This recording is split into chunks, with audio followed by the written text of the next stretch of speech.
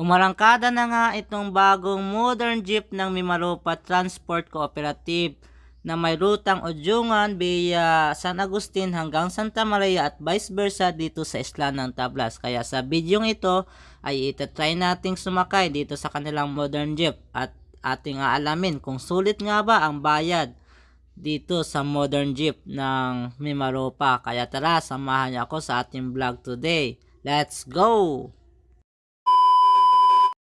Hi, ako si Migo. Mahilig ako mag-travel. Pangarap kong libutin ng buong Pilipinas. Hindi mo ako kilala, kaya tara, diretso na sa video. Pero nakapalo ka na ba? For today's video ay ating itatry na sumakay dito sa bagong modern jeep ng Mimaropa Transport at aalamin natin kung sulit nga ba ang bayad dito. So pagbaba ko ng barko galing Romblon ay meron ng mga van at naka-jeep na nakaabang dito sa port ng San Agustin. So pipili ka lang kung saan mo gustong sumakay, pwede sa van, pwede naman dito sa modern jeep at meron din namang traditional jeep na naghihintay sa iyo.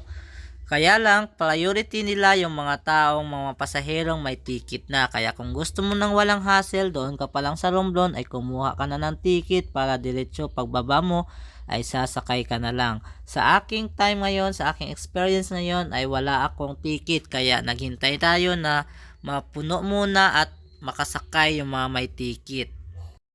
Finally mga amigo ay nakasakay na tayo. So ito pala ang POV kapag nasa gitna ka. Yan naman yung nasa likod. At kapag ikaw ay nasa tabi ng bintana, ganito naman ang iyong POV.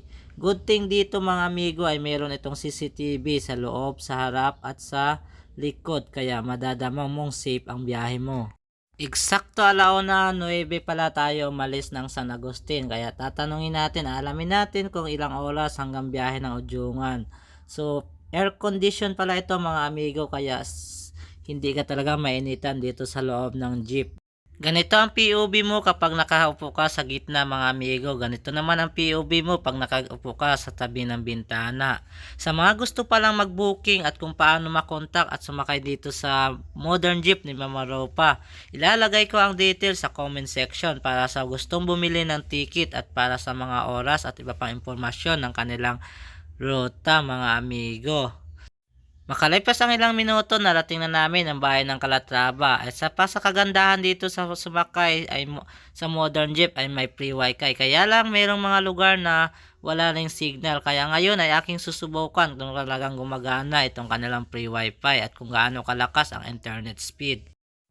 Kung gusto niyo palang mag-connect sa wifi, makikita lang ang password nasa harapan, naka-display sa screen. Ay type mo lang ang password at automatic connected ka na. May mga lugar lang na wala talaga internet connection. So ayun na nga mga amigo, test na natin ang kanila internet speed. Ayon kay fast.com, so meron sila internet speed na 13 Mbps. Makalipas ang halos kalahating oras ay narating na natin ang bayan ng San Andres. Anyway, ang pamasahe pala dito ay 250 kapag regular at kapag student ay 200 pesos.